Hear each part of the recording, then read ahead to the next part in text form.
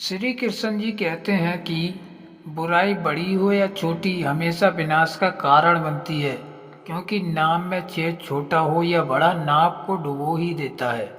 धर्म चाहे जो भी हो, अच्छे इंसान बनो, हिसाब हमारे कर्म का होगा, धर्म का नहीं। जैसे उबलते पानी में कभी परछाई नहीं दिखती, ठीक उसी प्रकार परेशान मन से समाधान भी नहीं दिखते। शांत होकर देखिए, समस्याओं का हल मिल जाएगा। हमारा सलाहकार कौन है, ये बहुत महत्वपूर्ण है, क्योंकि दुर्योधन सुकूनी से सलाह लेता था और अर्जुन श्री कृष्ण से।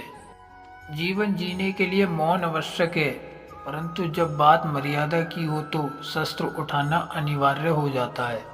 एक बेहतरीन जिंदगी जीने के लिए यह स्वीकार करना जरूरी है कि सब कुछ सबको नहीं मिलता।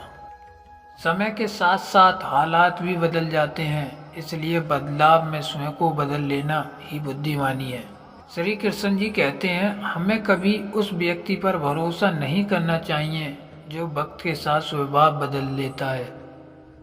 सोच और नियत अच्छी रखिए, फिर आपके कष्ट प्रभु स्वयं दूर कर देंगे। समय जब पलटता है तो सब कुछ पलट देता है, इसलिए अच्छे समय में घमंड ना रखें और बुरे वक्त में सब्र रखना ना छोड़ें। जितना इंतजार वो आपसे करवा रहा है ना, समय आने पर वो इतना देगा कि आप संभाल नहीं पाओगे।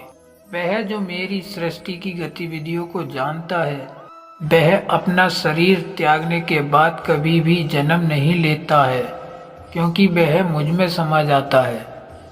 सम्मानित व्यक्ति के लिए अपमान मृत्यु से भी बदतर होती है। किसी के साथ दुख बांट पाना भी एक तरह का सुख है। किससे कब और कितना बोलना है, अगर तुमने यह समझ लिया तो तुम अपनी जिंदगी के सार्थक बन चुके हो। सहना चाहिए, मौके पर कहना भी चाहिए और शांति के साथ रहना भी चाहिए। जीवन में कभी मौका मिले तो किसी के साथ सारथी बनना, स्वार्थी नहीं। सेहत के लिए योग और किसी की ज़रूरत पर सहयोग, दोनों से ही जीवन बदलता है। इंसान की सोच ही उसकी सबसे बड़ी पहचान है, वरना दुनिया में एक नाम के अनेक इंसान हैं।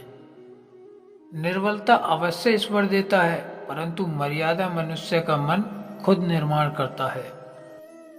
इंसान इसलिए दुखी नहीं है कि वह ईश्वर को नहीं मानता, इंसान इसलिए दुखी है क्योंकि वह ईश्वर की नहीं मानता। समय आने पर सबको मिलता है, समय से पहले की चाह ही दुख का कारण बनती है। वे मूर्ख हैं जो प्रेम को बकवास कहते हैं।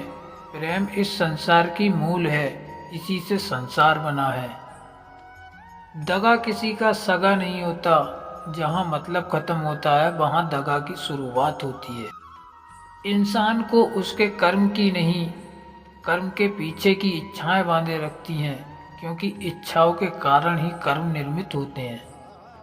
किसी जीव को कष्ट देकर तुम मुझे खुश कैसे देख सकते हो?